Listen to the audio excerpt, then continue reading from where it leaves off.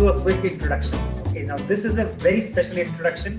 So Anirudh Paranjpe is the CEO of Kanaka Technologies.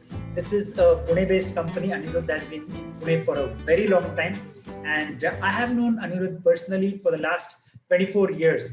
Okay, and he's a very dear friend of mine.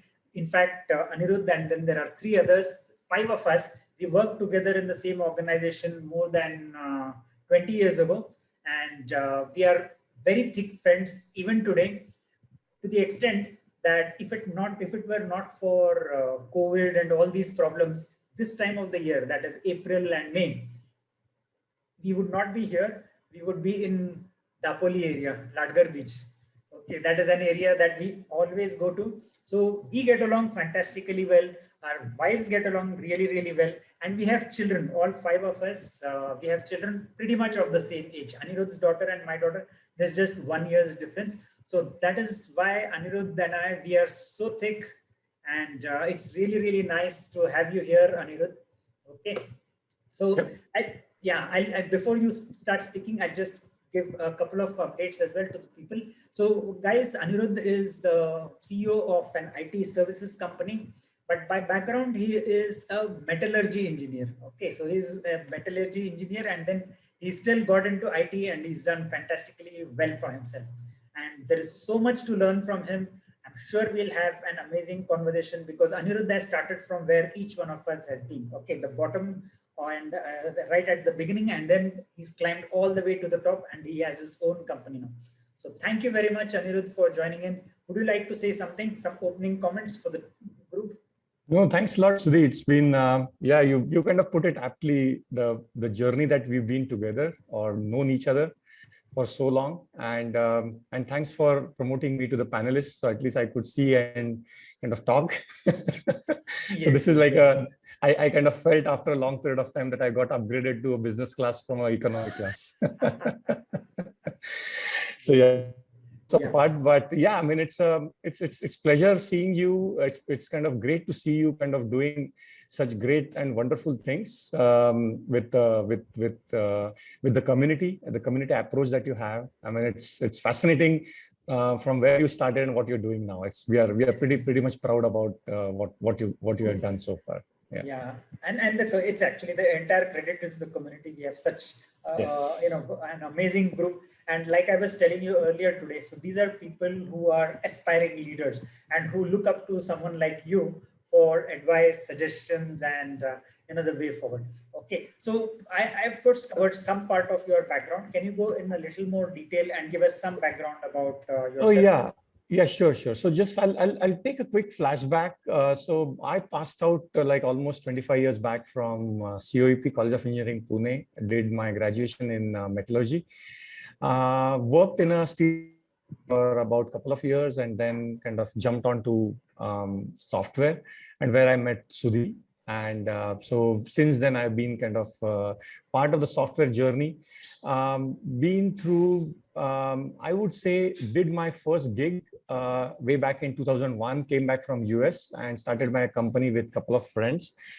Had a very crash landing and I had a hard learning and folded it up, but with a zeal and a kind of a commitment to myself that I'll attempt it again after a certain period of time. And this 2003, we folded this company, and 2003 onwards, I took the biggest learning. The biggest learning was network, and we didn't have network at that point of time. I was very light on the network, and what I did for next 10 years or 8 years is I just built network, and that's what has been kind of working and kind of working now. So I decided to again start on the journey in 2012, and that's where this journey began with a 3-employee kind of an organization, and now we are about 85 people team. That's kind of my background. That's fantastic. So you started off as a typical engineer, got into IT like the rest of us did in the late 90s and early part of the century. Everyone got into IT. You started your own company, failed spectacularly, got back into the job, into the job force, continued there for some years, and then now you are living your dream. That's just an amazing journey. All of you type amazing in the chat box. This is an amazing journey. It is a lesson. It is a lesson not to give up. See, Anirudh, I know him, and he always had this aspiration. But just because he failed once didn't mean that he would give up. In fact, failure is the wrong word. It should be feedback, right? Yeah. He got feedback at that time, and that is how it happened. So you've been a typical low level or mid level, senior level employee, and then you became a CEO yourself. What does it take to become a CEO, according to you? Yeah, I mean, it's kind of a learning, if you ask me, because as you rightly put, because I started my career journey as a trainee engineer doing steel melting when I passed out of COEP. Okay, and I used to be on this steel melting furnace with whatever 1700-1800 degrees Celsius steel melting, and with such a huge noise and sound. And then I jumped onto software because obviously some of my friends pushed me to do that. And being like an entry-level programmer and sort of slowly picking up the steps, the important, I mean, the says the foundations are laid at that, because all those, the learnings as you do in your journey, and also the most important aspect is what you should not do is something that you should learn rather than what you should do as well, because what you should not do is very critical and important. If you learn that, and if you kind of are able to handle that and manage that, then that kind of works. So coming back to your question, Sudhi, about what does it take?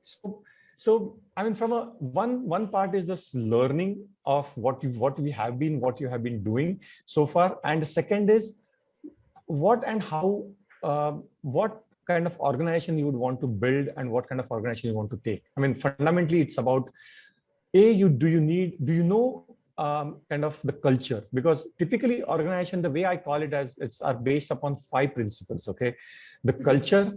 I mean, we obviously it's because of people. Second, the kind of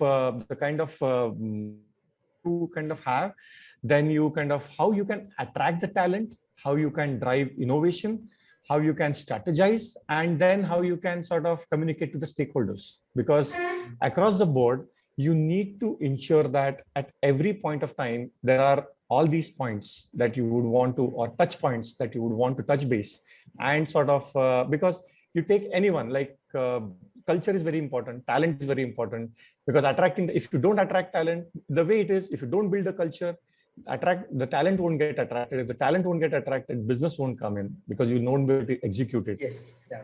If you're able to execute it, then the stakeholders won't be able to, the stakeholders won't be happy. Right. And yeah, very, very good. Yeah, these 5 points are definitely very important. Just in your experience, did you struggle or have any interesting experiences on any of these aspects that you'd like to share with us? Yeah, I mean, fundamentally, and build a culture. What we've seen is like you should not be kind of shortchanged as in like people, because when you're a startup, people try and, for example, they would want to start up in a small location for that matter, or try and find employees who are extremely cheap. So everybody needs to understand that. I mean, if I'm going to start my organization, I need to understand that what are the 2 key ingredients that any employees would look at. One is obviously the work that you're going to give him, and second is the remuneration that you're going to pay him.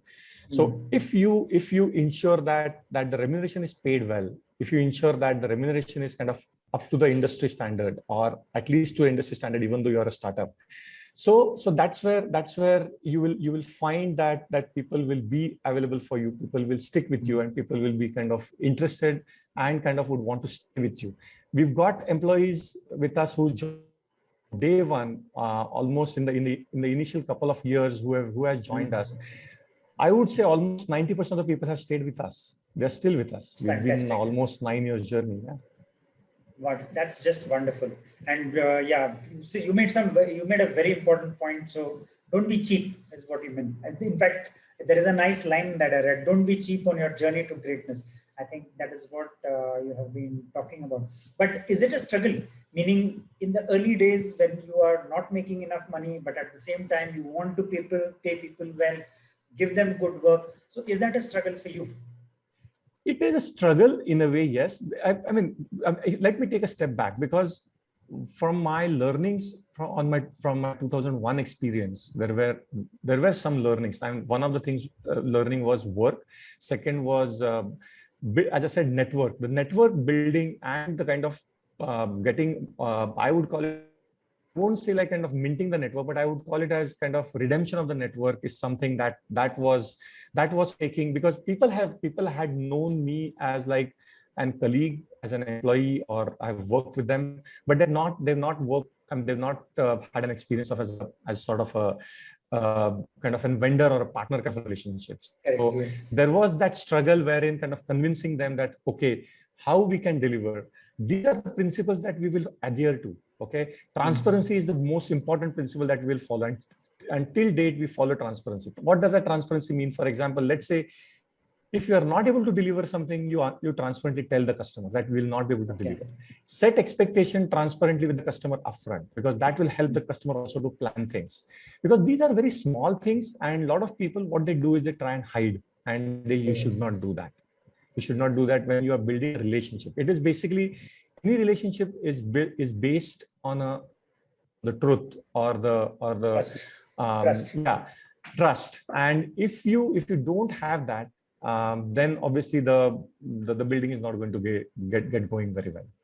Absolutely. And I think what you say is extremely important, because if this is the message that the CEO is sending to people below, then they know that they can be transparent with the customer or whoever they are interacting with, and the CEO is going to be supporting them. The organization supports them.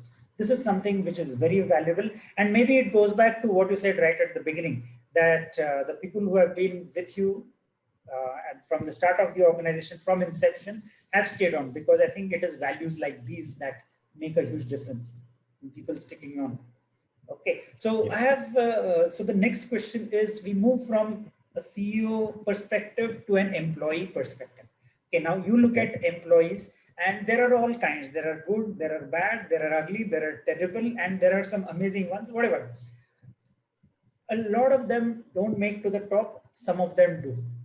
So what is the difference? So why do some people make it to the top, and why do some people not make it to the top? When I say top, I don't mean right up to the CEO level, even within your organization. What has your experience been? What is the difference between these two sets of people? Yeah, I think the way I look at it, the difference is not about putting in just 200% in the work that you do. Mm-hmm. It is about the sincerity that you get to the work. One, the kind of thought process that you get aligned with the organization, because you need to take the ownership. Okay, if the way we look at it is, we look at employees from an ownership perspective. We kind of empower everyone to take decisions at respective levels. What does that mean is, even employees at a junior level to take decisions, means like to the customer directly, or kind of taking a call at a special, I mean, call in the sense, not I'm taking saying an actual call as such, but a decision call, I would say, regarding a technology aspect in their work area. Yeah. In their work area. So you empower them, you give them that freedom. And once you have the freedom, you will see that I mean, typically you have about, I would put it around 60-40 rule, not 80-20 rule. The reason why I'm saying 60-40 rule is because there will be this 60% of the people who are still would want to sort of it. I call it as a TBMKK. What does that mean? It's tu bata mai kya karu model. Okay, it is not that I'll do it myself. Waiting for instructions. Yeah, it is basically tu bata mai kya karu model doesn't work, right? In a startup, you need to kind of pick up. Yeah, I should write it down. Can you just repeat? Tu MKK. Tu bata mai kya karu. All of you type TBMKK in the chat box. This is a good one. Yeah. Okay. So this is like, employee, the way I look at it, people who are in that category, you just let me know and I'll deliver it. They don't really go above a certain level. Don't get me wrong. We need all sorts of people. Don't get me wrong. We need all sorts of people because like you have got 5 fingers with different sizes and shapes. Yes. You need different kind of people, and you need to kind of structure the team that way, because you cannot have everybody as leaders out there, right? Because right. So, but you also need to find out but you also need to find out who are the right guys there. You also need to find out who can scale up the ladder. You need to also kind of, as you give, I would call it as you give this canvas to them. I call it typically as a canvas. Okay, you give them the canvas, and if they start painting it right, they themselves will start feeling it. Yeah, my painting is coming great, right? So I can sort of do much better stuff. Obviously, you give them more responsibilities and more, more positions to kind of work and play with. Yeah, and I'm going to ask you for stories now. So tell me if there are any successful stories of you empowering people to take decisions, and also some flop shows as well, when someone took decisions and thing went for six. You can tell us some stories. Yeah, I mean, for example, so we have an employee who kind of we sort of gave him a specific project to kind of take care of. Okay, initially he was struggling, but then we were around him to kind of babysit, I would call it. Okay, for some period of time. Okay, once the babysitting happened, the problem was the customer's expectation is something that he was unable to kind of understand and fulfill. Okay, so we, with our experience, we could sort of tell him as to, okay, this is what, I mean, obviously everything was in the background, so it was transparent to the customer, so opinion and feeling that this guy is kind of dealing with him. So the typical problem was basically aligning the objectives was the biggest problem in terms of, okay, the customer's expectations was like, I want everything yesterday. But we, as a culture that we have started building, I have built, is like, okay, we will work on a specific set of timeline and specific set of deliverables. So he sort of then, I mean, he was a bit reluctant in doing that. So what we did is like, we sort of, because obviously he was learning and we could not, because it doesn't, and I was getting a lot of, when in my steering committee meetings, I used to get a lot of flack from the customer saying that, hey, I mean, this guy is kind of we are struggling with him. Why don't you look at it? And I used to manage the expectation with him saying that, listen, I mean, because as I knew both sides of the story, it was very easy for me to kind of try and convince the customer, because it's very easy for someone to kind of pick the guy and throw him under the bus, which doesn't make any sense. Okay, but we need to ensure that the guys, because you've seen the spark in him, you've seen that he can deliver, you need to kind of take care of him for a certain period of time and imbibe those leadership qualities or those managerial capabilities, which kind of you're doing now with all of these guys out here on the forum, right? So because, and you're kind of, it is kind of your experience is getting distilled and kind of you're kind of giving it to these guys. So on a similar model, we kind of obviously do it at I would call it as a nanoth level, because you guys do it for a living. We guys kind of do it for a specific employee. So the end objective was the guy was able to get out of his comfort zone, get out of his kind of problem thought process area. He kind of he could get out of that orientation, and now the customer and the employee, I mean, it's become like a family relationship. I mean, the guy goes to US. I mean, he kind of hangs out with the customer for a very longer period of time. At times, he kind of stays at the customer's place for the weekend also. That's the kind of level of I would say relationship building has happened. That's just amazing, man. That's a truly amazing story. And I think the credit goes entirely to the kind of organization that you have built, the kind of culture, because in most other situations, I think the bosses, the managers, the organization leaders would have chickened out or panicked, or just like you said, thrown the guy under the bus. So hats off to you. I'm sure each one of us here would wish to have a boss like you. Do you agree, folks? If you agree, just type agree in the chat box. Would you want to have a boss like Anirudh, a company owner like Anirudh, who has so much patience and experience, and who also has to deal with the customer for the flack, like he explained? Yeah, that's just fantastic. That's really nice to know. And folks, another thing is that I want you to keep your questions ready, because in a little while I'm going to be opening this for your questions. So keep your questions ready for Anirudh. Okay. Now, next question, Anirudh, is which are the kind of employees that you just hate? You don't want them in your organization. You are waiting to throw them out of the organization. Which are those characters? Yeah, I mean, if you ask me, the way we recruit do stuff, we do have real good filtration criteria, and the people kind of get in at a certain level. But yes, I mean, people pass through all of those as well. But still, we kind of give everyone a lot of opportunities, in the sense like we don't kind of just say, okay, I'm done with this guy. Okay, we give him or her enough to himself, because every time there is a discussion that happens, there is something that happens where we sort of ensure that the guy understands the problem. The kind of people that I hate is people without common sense, because common sense is something that is I mean, I'll tell you, common sense is something that is very rare to find. Okay, you won't find people with common sense, and that's something is missing with a lot of people.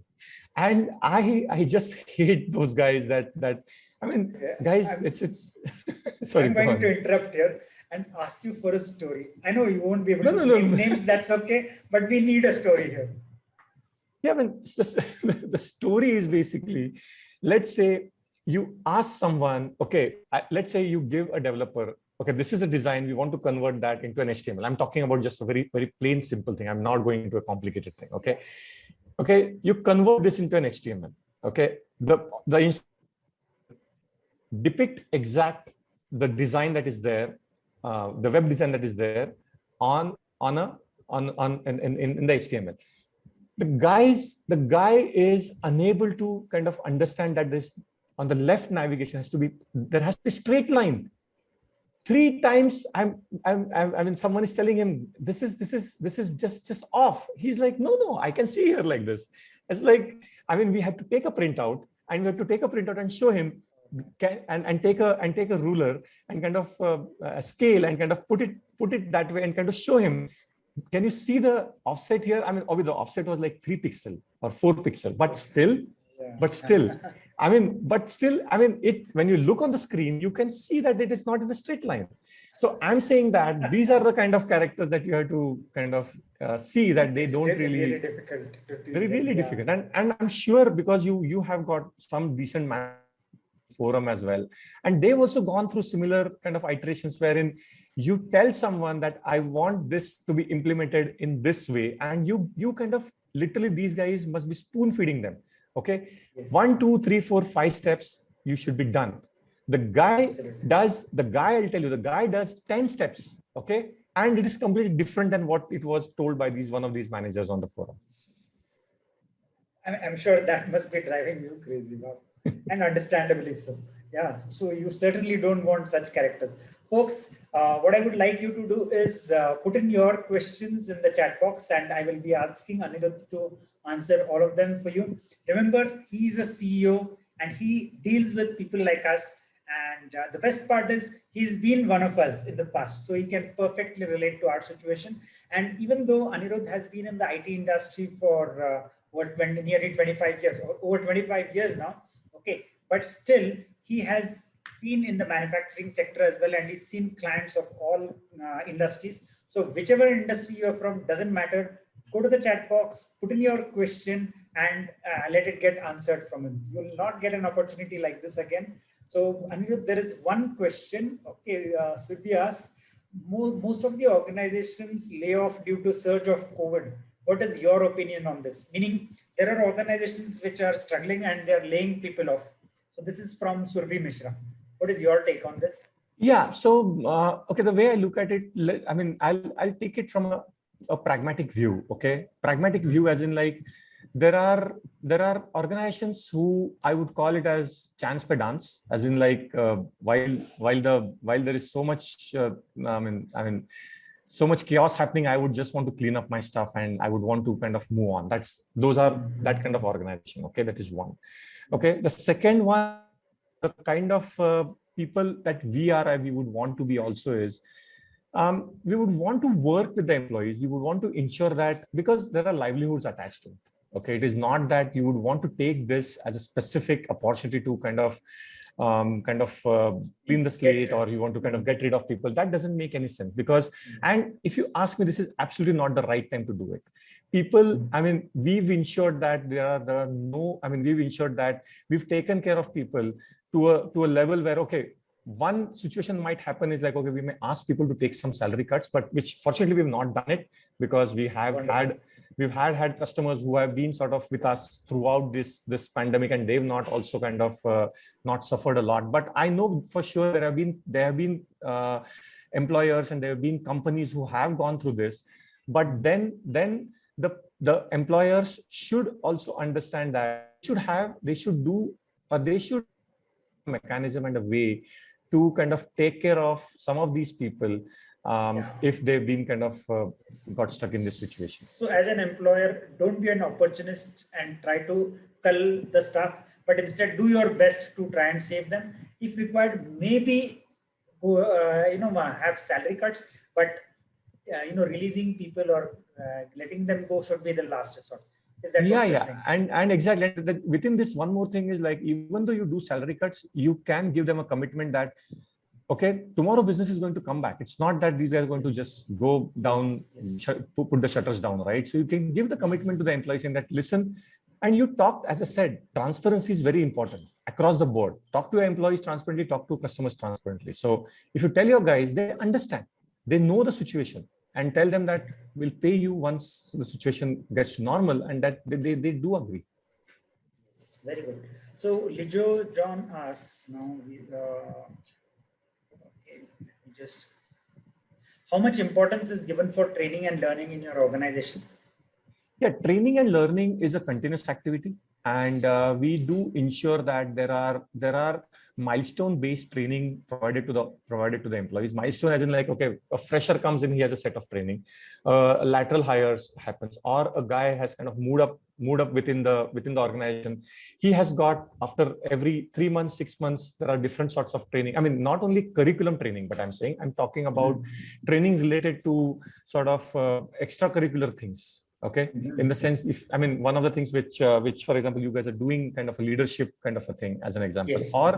or if someone come, and we've kept it open, saying that if you come back and say that I want to do, let's say, get trained in a unrelated to our job work as well, we do kind of give them.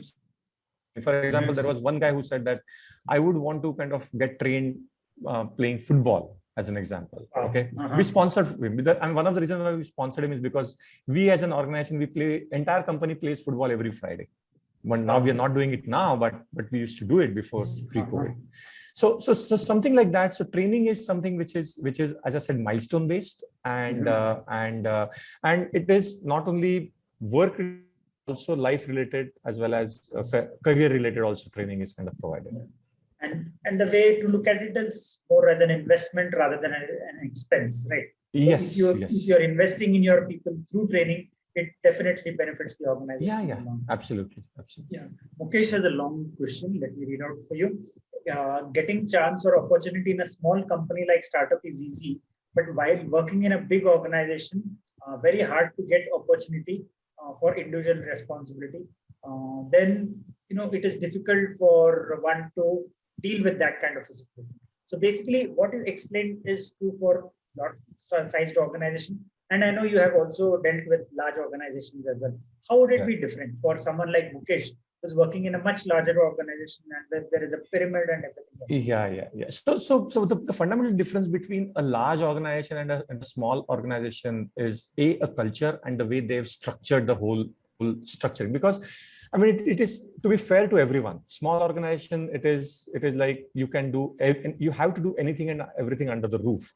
While with a large organization, because of the sheer size, they would want to kind of have some processes in place, and as a result, so you get to work on a specific thing as you assign to that specific activity. Maybe within development, let's say you're just assigned to only doing front end stuff, it's only front end, as an example. Yes. Or in a manufacturing setup, if you're just assigned to do a quality control kind of work, assigned to quality control work, and that's about it. Yes. But in a smaller setup, you get to kind of play different roles. You get to work on a lot of things, and that helps you to kind of really find your career and tune your career. The difference is, when you start your career, I kind of believe, when I look back now, I believe that an individual should start his or her career from a smaller setup, because you get to learn a lot. Second, the only maybe on the other side, it's like maybe they won't pay you a lot of money, but definitely they would give you a lot of experience.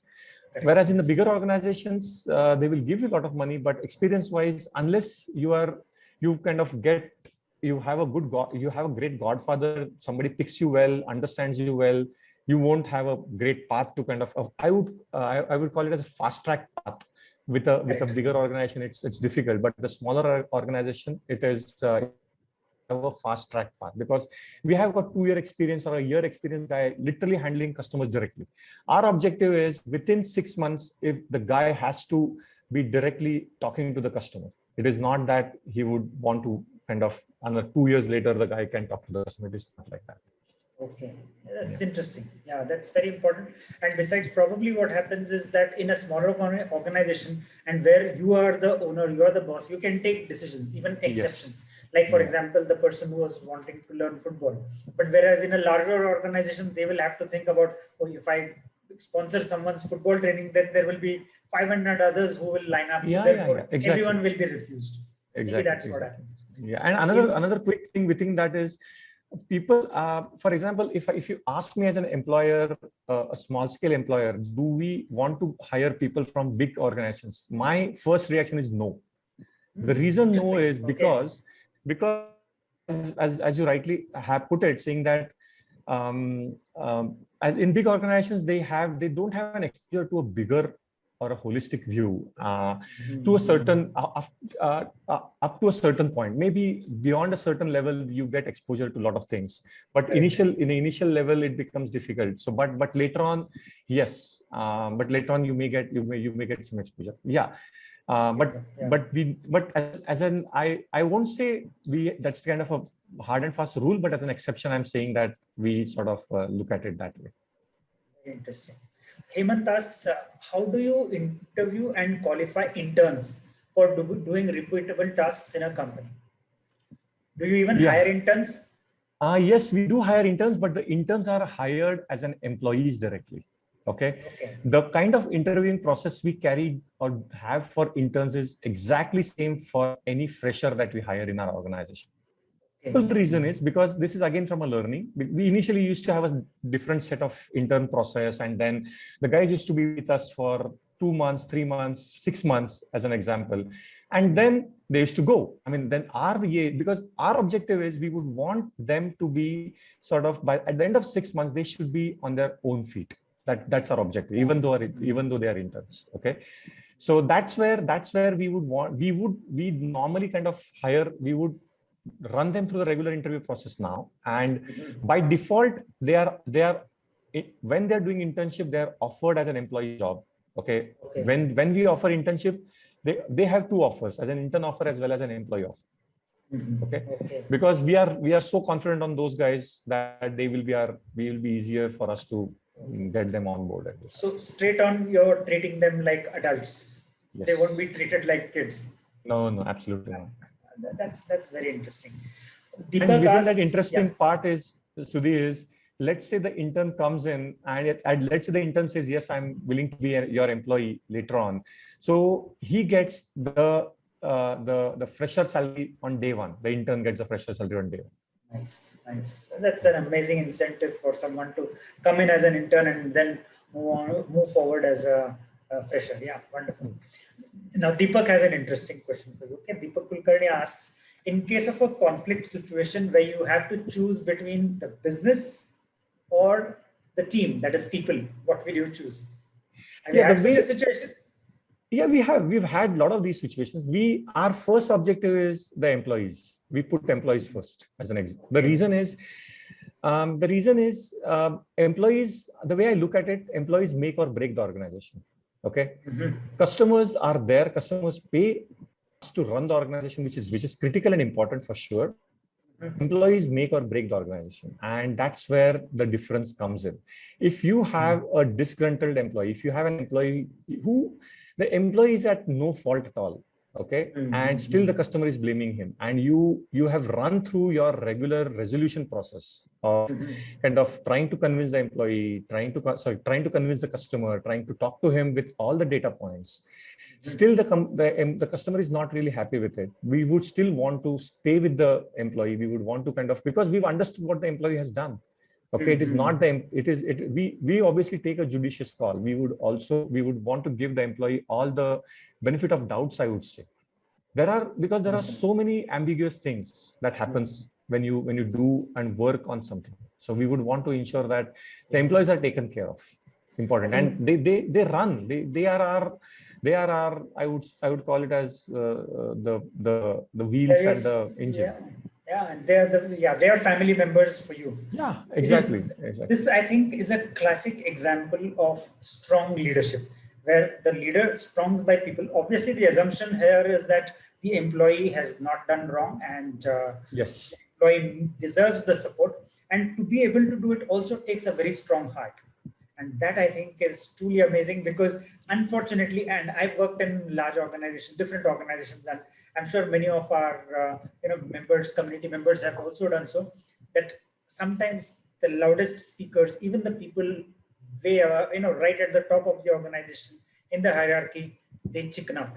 In such situations, even when they know that their people are right, they don't have the guts to stand up. Hats off to you, man. This is something which is very, very important. What do you think, guys? Isn't it amazing? Just type amazing in the chat box if you think that. And a CEO saying that he would stand by his employees when it comes to a conflict with their client, when he knows that his employee is right. Isn't that amazing? Just type amazing in the chat box. Okay, very good. Ramavatar Nagar asks, could you enlist the required strengths and skills for first line manager who is moving from individual role to team lead role? So Ramavatar is moving from individual role to a team lead role. So what are the required strengths and skills that you would expect from such a person?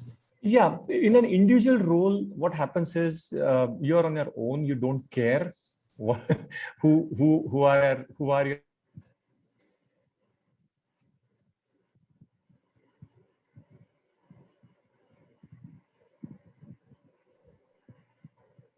Hello. Yeah, sorry, we lost you for a moment. Okay, sorry, I thought so. So I was saying, so in an individual role, it is you are the individual capacity, you deliver stuff. I think there is an extended team. So, but when you get on to a team lead position, that's where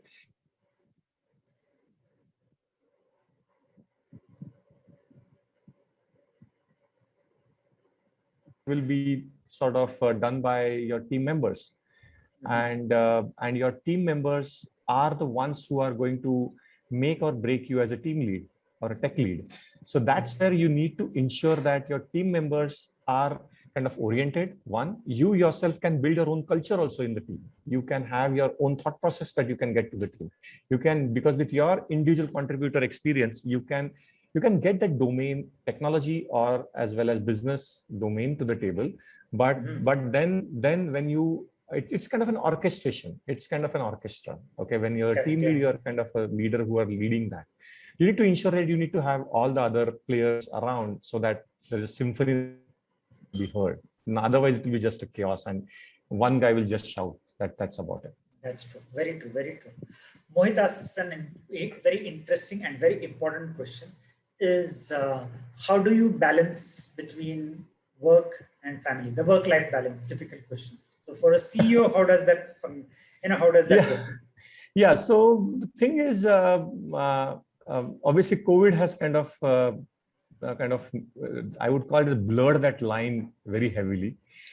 Be very careful how you answer this, because I'm going to verify with Anjali. Okay. Yeah, sure. You can. So I mean, I'm still on calls at 9 o'clock. That tells, isn't it? This time she can blame me. Yes. Yeah. So, but yeah, I mean, the COVID has blurred those lines. But if life was pre-COVID, what has happened is eventually the organization has got built, and so we've ensured that there is out there, and which takes care of specific set of workloads and work activities. And that's where you sort of, I don't need to work 24/7. I'm available 24/7. Don't get me wrong, I'm available. But it is not that, I mean, everybody knows that I'm available 24/7, and people reach out to me if at all there is some crisis to be dealt with.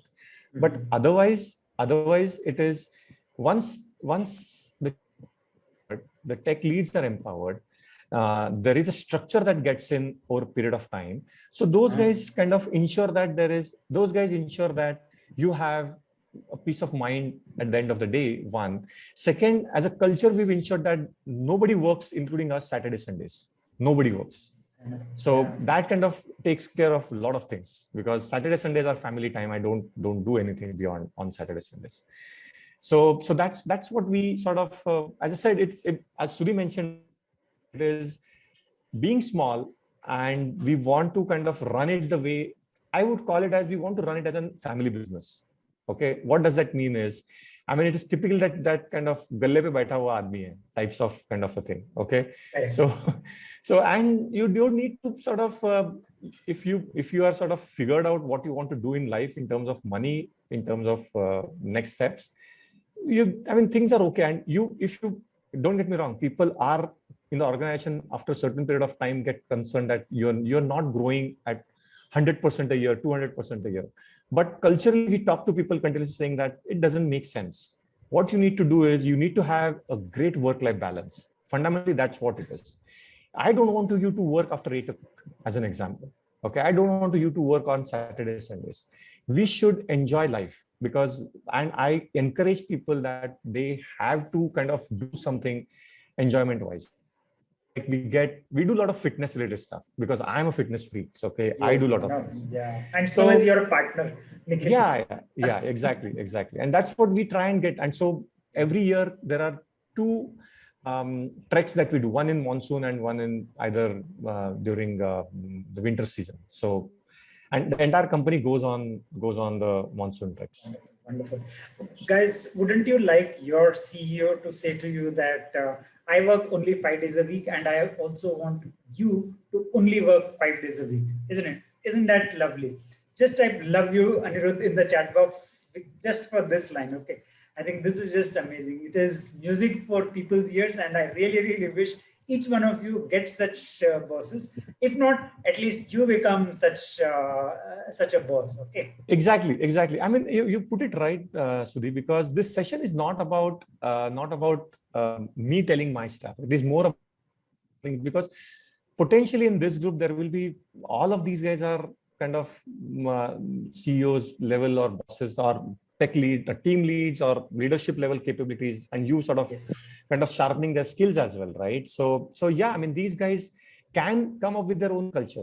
That's fundamentally it is, as again, going back to the canvas example, it is your canvas, guys. You need to draw it. Yes, the way absolutely. You want it. Yes, absolutely. Maybe a few years from now, when some of these people, and I'm sure there will be many, when they become CEOs, they will refer back to this interview and see if Anirudh did that, it worked for him, so I can do that as well. Yeah. Sudeep, going on to the next question, Sudeep Maiti asks, how do you place your company in front of the client? What kind of clients are you targeting? This is more a business kind of question. Yeah, exactly. So first part of is, how do we position our company as our in front of our client? We position our core. We've started the company, which is basically we are an outsourced product development shop or outsourced product development company. That's what we position. We are very heavy onto the engineering side. That's what we do. And what was the second question? Second part of the question, Sudhi? Is what kind of clients are you targeting? Okay, so client that we target are specifically, we look at people from, I mean, startups, companies with expansion stage companies, or companies with a specific set of turnovers, because we don't really target big companies, because there's a huge selling cycle. Too many people are there in between to kind of deal with.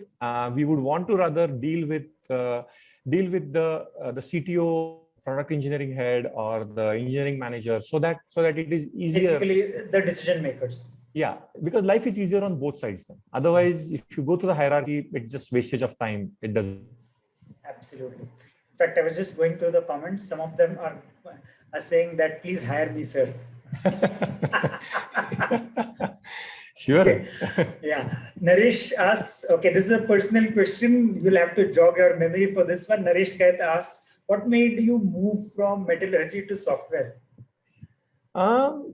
Frankly speaking, it was more of the friends pushing me rather than me myself deciding about it.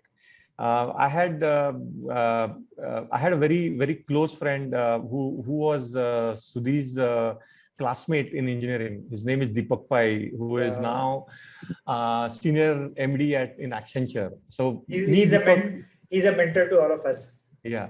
So Deepak and Phil started this company. We had this company in 2001, which we folded, and all of us went into our different directions. But then me and Nikhil again came back and started this again, Kanaka in 2012 again. Kind of, I won't call it brainwashed me, but he kind of convinced me that I should get into software, because he was looking at the way I was kind of operating at that point of time, doing 3 shifts in a row, 24/7 kind of operations, almost staying at the plant itself. So it was getting a bit tricky from a life perspective. Yeah. I think you used the right word initially. Deepak indeed brainwashed all of us to get into that. We know how Deepak works, right? Yeah. So there's one anonymous person. What he asks is, if there is someone who is good at performance and delivery, however weak in presenting the work, then what does he or she do? Okay, if he or she, the important thing is, you need to consistently ensure that there is some sort of recognition that is happening for you, okay, for all the great. If that doesn't happen, then you need to, for example, here Sudhi is here with you, who can guide you and tell you, okay, how to position this specific thing with your boss or your colleague, whoever is kind of dealing with you, in terms of all the great effort that you're putting to the table. Maybe your customer also doesn't know what kind of effort you're putting to the table. So the thing is, you have to be assertive. One, you have to be open about things, and you have to give the status updates or statuses or updates at the right time, at the right moment. You cannot lose the opportunities. You need to seize the opportunity. So, and don't hesitate to promote yourself. Yes, don't hesitate. Absolutely. Yeah. And that makes complete sense. Maybe many people, that is where they struggle, and they get suppressed and are frustrated and feel helpless. Yeah. Because if you, I mean, I've seen in my career as well, there were people who were like, I would call it as, they should, so what is Soshagiri, just show off, okay? But even though you have put in so much effort in kind of doing a specific activity or a work packet, the guy used to take all the credit, but then you need to find the right time to nail him. You need to keep on finding that. Yeah. Okay. 1 minute, just check. When a company is a certain size, it is easy to influence the culture and drive. So this is Rohit's question. Okay, Rohit was it? Yeah. And drive it in a particular direction. But when, let me just explain. But when you grow beyond a certain level, it becomes a challenge to follow the same culture. So as a CEO, how do you ensure that the core strengths, beliefs of the company don't change with growth? So currently the numbers are manageable, and you can enforce what you want. But absolutely. You grow, how will it work? Yeah, absolutely. So the way it operates is, it's a thought process that what kind of growth you're looking at and what kind of growth expectations you have. Let's say tomorrow we decide as an organization we want to grow or become a 500-man company.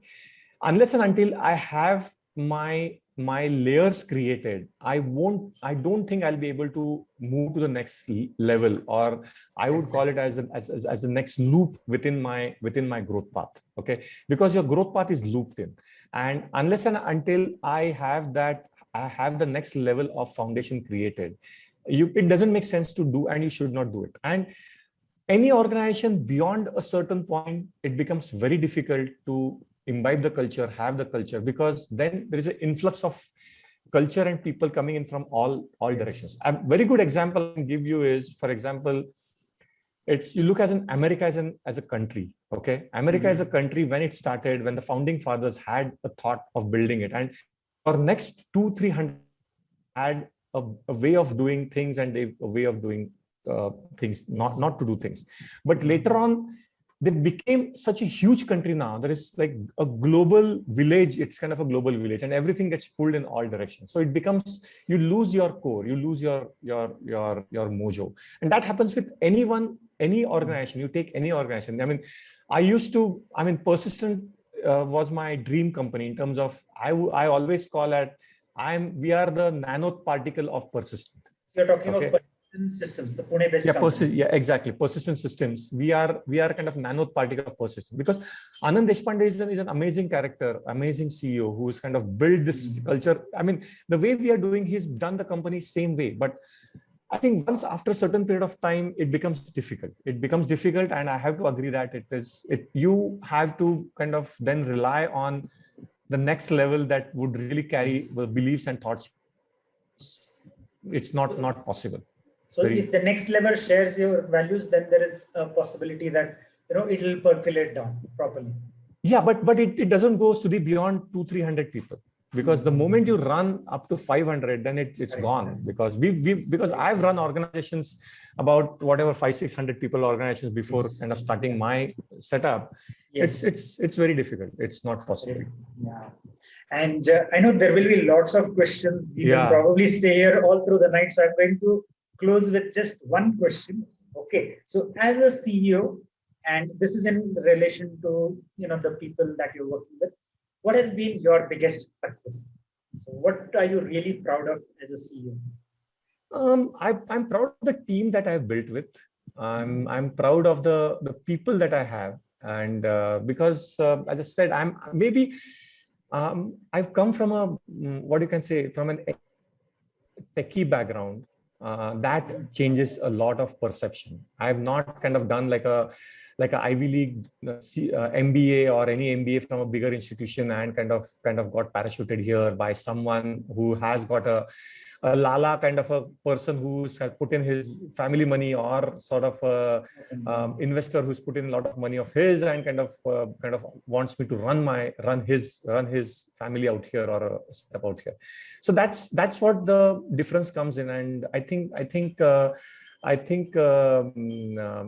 that's where you guys also need to look at.